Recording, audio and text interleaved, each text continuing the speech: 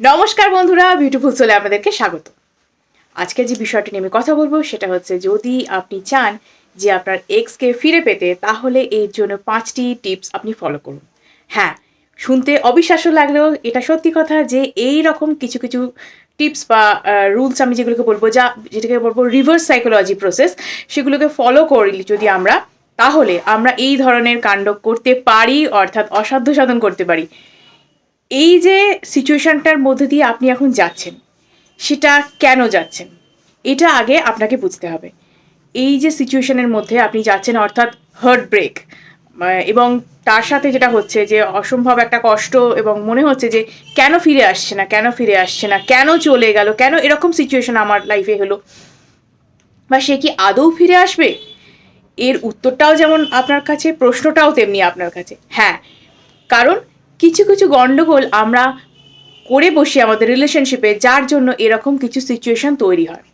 এবং এর থেকে একটা শিক্ষা নেওয়ারও ব্যাপার আছে, এবং কিছু কিছু ক্ষেত্রে বলবো, যদি সমস্যা এক্সট্রিম না হয়ে গিয়ে থাকে, তাহলে আপনার ফিরে পেতে তাকে কোনো অসুবিধে থাকে না।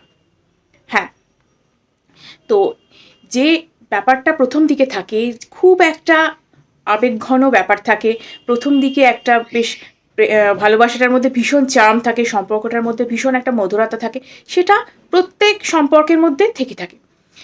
কিন্তু সমস্যা কখন হয়, কখন এই ধরনের সিচুয়েশন তৈরি হয়?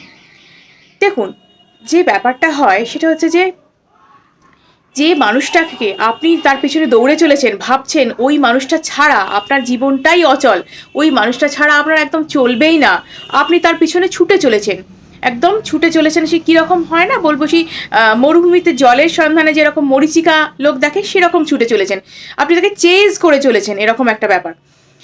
চেজ করতে করতে যেটা হচ্ছে, আপনি তো চেজ করে চলেছেন, কিন্তু সেই মানুষটা আপনার এই চেজ করাটাকে এনজয় করছে। হ্যাঁ, চেজ করাটাকে এনজয় করছে।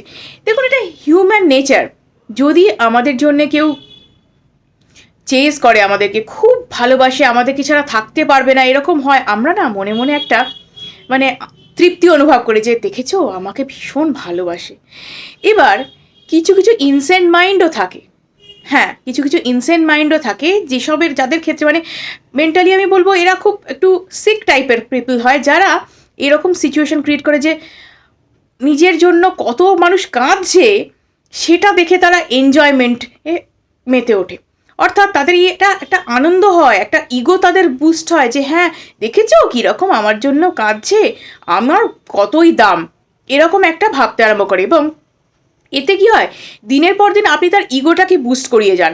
এই যে দিনের পর দিন আপনি তার জন্য কাঁদছেন, কষ্ট পাচ্ছেন, আপনি তাকে বোঝাচ্ছেন তোমায় ছাড়া আমি থাকতে পারবো না, তোমায় ছাড়া আমি বাঁচবো না, এই যে জিনিসগুলো আপনি বুঝিয়ে চলেছেন তাকে, এতে না তার ইগোটা বুস্ট হচ্ছে, এবং সে ভাবছে তোর এ তো একটা ন্যাগিং পার্সন, এর তো কোনো নিজস্ব কোনো কাজই নেই, সারাদিন সব কাজকর্ম ফেলে আমার পেছনেই পড়ে আছে, কি দাম আছে?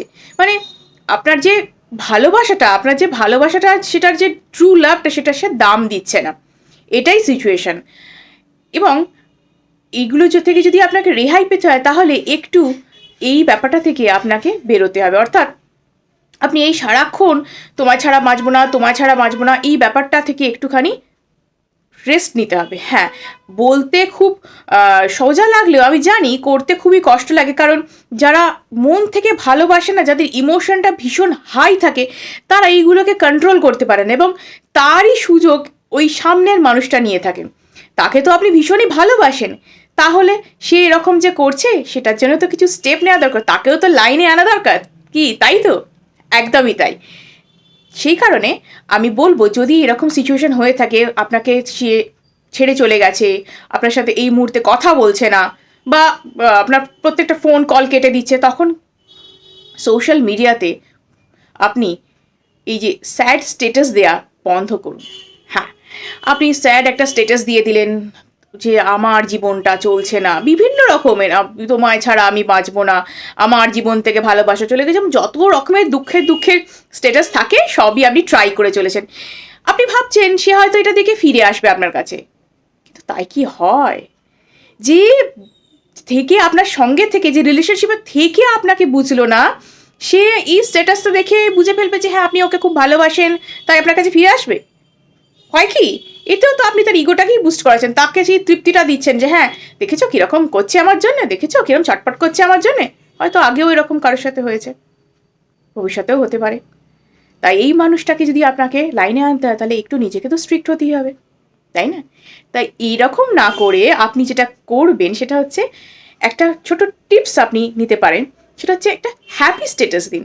অর্থাৎ আপনি কত ভালো আছেন, কিছু একটা কাজ করছেন, কোনো একটা কাজের সাথে আছেন, বন্ধু-বান্ধবদের সাথে আছেন, ফ্যামিলির সাথে আড্ডা দিচ্ছেন, কোথাও বেড়াতে গেছেন, বন্ধুদের সাথে এনজয় করছেন, ভীষণ ভালো আছেন। আপনি বলছেন এখন রিলেশনশিপে চলে গেছেন, সেটা কারোর সাথে সেটা স্ট্যাটাস পোস্ট করছে, সেরকম কিছু বলছি না। বন্ধু-বান্ধবের সাথে আড্ডা দিচ্ছেন, সেটার একটা স্ট্যাটাস দিচ্ছেন, খুব হ্যাপি আপনি, লাইফটা এনজয় করছেন, এরকম কিছু দিন। ওই মানুষটাকে একটা স্ট্রাইক করবে।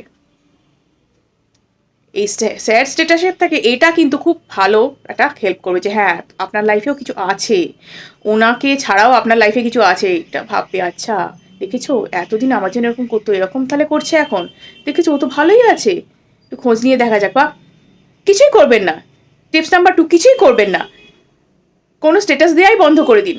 একটু মিস্ট্রিয়াস থাকুন, নিজের কথাগুলো সর্বত্র গল্প করে করে বলতে যাবেন না যে আপনার কি হয়েছে, আপনার কি হয়েছে। এরম করতে করতে আপনার হয়তো কোনো কমেন্ট ফ্রেন্ডের মারফত তার কাছে কথাটা চলে গেল। আপনি হয়তো চাইছিলেন যে সে তাকে গিয়ে বলুক যে আপনি কত কষ্টে আছেন, কতখানি দুঃখে আছেন। সেটা হলে কী ভাবে বলুন তো, সেই আবার ওই ইগো বুস্ট করাই হবে। সে ভাববে দূর, দেখেছো কিরম কষ্টে আছে, কীরকম করছে আমার জন্যে, কত ছটপট করছে। কিছু মানুষ না কোনো প্রাণীকে বা পাখিকে খাঁচায় বন্দি করে তার ছটপটানি দেখতে যেরকম ভালোবাসে, ঠিক সেরকম, ঠিক সেরকম ব্যাপারটা এখানে। সে সে হয়তো ভেঙে চলে যেতে চাইছে কিন্তু তাকে জোর করে আটকে রাখা, জোর করে আটকে রাখা, সেই রকমই ব্যাপারটা এখানে। আপনাকে বন্ধ করে রাখা, একটা দমবন্ধকর পরিস্থিতি তৈরি করে রাখা, এরকমই। ভালোবাসাটা বুঝছে না, আপনার ইমোশনটা বুঝছে না, সেটা নিয়ে খেলছে, মাইন্ড গেম খেলা। এও একটা খেলা, এও একটা নেশা। তাই স্ট্যাটাস দেওয়া বন্ধ করুন। সে একটা রহস্যময় ব্যাপারের মধ্যে আপনি তাকে সাসপেন্সে রাখুন যে আপনি কী করছেন কাউকে বুঝতে দিচ্ছেন না, কিন্তু নিজের কাজ করছেন। টিপস নাম্বার 3, নিজের কোয়ালিটি নিজে বাড়ান। কি ভালো করতেন এই সময়টা, মানে স্যাড না হয়ে, দুঃখ না পেয়ে, কষ্টে দুঃখে বালিশ ভিজিয়ে রাতের পর রাত দিনের পর দিন না ঘুমিয়ে খেয়ে সব কিছু কাজ জলাঞ্জলি দিয়ে নিজের 12টা না বাজিয়ে দেখুন যাতে আপনার যে কোয়ালিটি নিজের মধ্যে রয়েছে, কি মণিমুক্ত নিজের মধ্যে রয়েছে সেগুলো খুঁজে দেখুন, সেগুলোকে এনহ্যান্স করার চেষ্টা করুন, নিজের প্যাশন ফলো করুন, নিজের কেরিয়ারে ফোকাস করুন, কিছু একটা করুন যেটা তাকে চমকে দিতে পারে, শুধু তাকে কেন দুনিয়াকে চমকে দিতে পারে, এরকম কিছু করুন। এই সময়টা জ্বলে ওঠার সময়, এই সময়টা একদম গ্লো করার টাইম, এই সময়টা ভেঙে পড়বার সময় নয়। ভেঙে পড়লে কেউ আপনাকে দেখবে না, 2 দিন লোক আহা-উহু করবে, তারপরে সেওয়াই সরে যাবে। কেউ একটা দুঃখী মুখ দেখতে চায় না, একটা হাসি মুখ দেখতে চায় সবাই।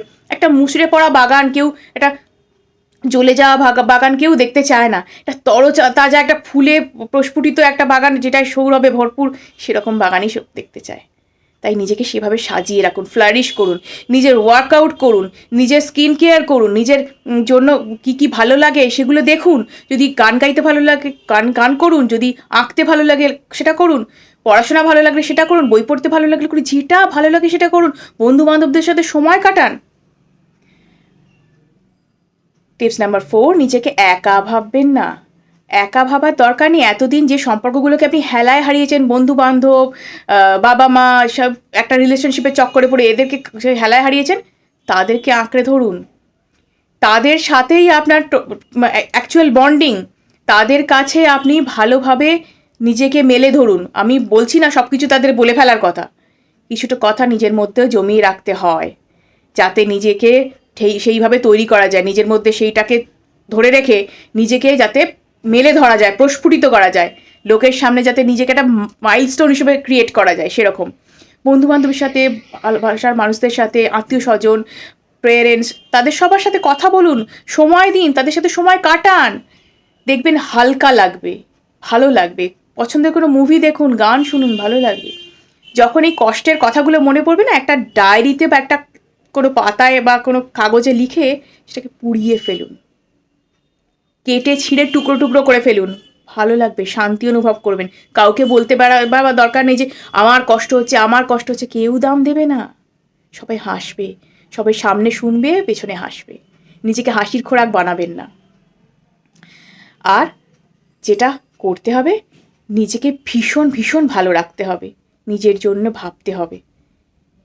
ঈশ্বর বা সৃষ্টিকর্তাই সুন্দর জীবনটা দিয়েছেন নিজেকে ভালোভাবে রাখবার জন্য।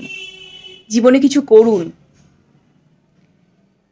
আর তাকে টিপস নাম্বার 5, তাকে বারবার কল মেসেজ করে বলবেন না যে আমাকে ফোন করো, আমাকে কেন সময় দিচ্ছ না, কেন তুমি আমার সাথে এরকম করে চলে গেলে, বা আর 5 জনের ফোন, যে নাম্বারটা আননোন নাম্বার, সেরকম নাম্বার থেকে কল করে তাকে জিজ্ঞেস করা বন্ধ করুন তুমি কেন আমার সাথে কথা বলছো না। নিজের গুরুত্বটা কমাবেন না। নিজের রেসপেক্ট নিজে করলে তবেই কিন্তু দুনিয়া আপনার রেসপেক্ট করবে। যে ধরুন যে সম্পর্কে আপনি কষ্ট পেয়ে চলেছিলেন, যে সম্পর্কে আপনাকে ধরুন গায়ে হাত তুলেছে, সে সম্পর্কে কখনোই ফিরবেন না আপনি, যাই হয়ে যাক না কেন। গায়ে হাত তোলা, অ্যাবিউসিভ কথাবার্তা বলা খুব খারাপ জিনিস। সেগুলো থেকে নিজের আত্মসম্মানকে হার্ট করায়। নিজেকে যদি নিজের সম্মান রাখতে না পারি, কে রাখবে তাহলে, তাই না? তাই সেটা আগে রাখুন। বা যদি এসব কিছু না হয়ে থাকে, মনোমালিন্য হয়ে থাকে, বা সম্পূর্ণ অন্যরকম ব্যাপার, একটু কথা কাটাকাটি হয়েছে, কিন্তু ওই মানুষটা আপনাকে খুব একটু পজিটিভ, আপনাকে এইরকম ধরনের বারবার ব্লক করে দেন, বারবার এরকমভাবে আপনার থেকে ছেড়ে চলে যান, আবার আপনি তাকে মানিয়ে আনেন, তাহলে তাকে একটু শিক্ষা দেওয়ার জন্যে এই ধরনের টিপসগুলো ফলো করুন আপনি, যাতে সেও একটু বেশ লাইনে এসে যায় এবং আপনার সাথে এগুলো করবার আগে ভাবে। আপনি নিজের কেয়ার করুন, নিজেকে ভালো করে সাজান, নিজের যত্ন করুন, নিজের কেরিয়ারে ফোকাস করুন, কিছু একটা করুন যাতে সেটা আপনি নিজের পরিচয় দিতে পারেন, হ্যাঁ আমি এটা করছি। তাহলে সে কেন, আরও 10টা সম্পর্ক, 1000টা সম্পর্ক আপনার জন্য আসবে। আমি বলছি না যে অনেক সম্পর্ক করলে খুব ভালো, আমি সেটা বলছি না, অনেকে আপনাকে পছন্দ করবে, তাই না? সেইভাবে নিজেকে তৈরি করুন। এইভাবে নিজেকে হেলায় হারালে কিন্তু কেউ তাকাবে না। তাই শুধু এক্স কেন, বাকি যদি আরও কোনো ভালো সম্পর্ক আপনাকে পেতে হয়, তাহলে নিজেকে এইভাবে তৈরি করুন এবং এরকম ঘ্যানে ব্যাপারটা থেকে বেরিয়ে আসুন। একটু বুদ্ধি করে চলুন, নিজের মতো একটু ম্যাচুরিটি আনুন, ইমোশনকে হ্যান্ডেল করতে শিখুন। সবসময় ইমোশনাল ইমব্যালেন্স হয়ে গিয়ে কেঁদে কেটে একসা করে তাকে সবসময় তোমায় ছাড়া বাঁচবো না, তোমায় ছাড়া আমার চলবে না, এটা যত আপনি করে যাবেন, যতই বাবু সোনা তুমি আমার, তুমি এই ওই তাই যত করবেন, তত নিজেকে ডাউন করবেন। তাকে সিংহাসনে বসিয়ে রেখে নিজের পায়ের তলায় বসে থাকলে ওই নিজেই সারাক্ষণ অবহেলিত হবেন। তাই নিজের গুরুত্ব নিজে বুঝুন। ভিডিওটি যদি ভালো লেগে থাকে অবশ্যই লাইক এবং সাবস্ক্রাইব করুন এবং অনেকের সাথে শেয়ার করুন যাতে তারাও এই বিষয়ে উপকৃত হতে পারে। আজকের মতো এটুকুই, ধন্যবাদ।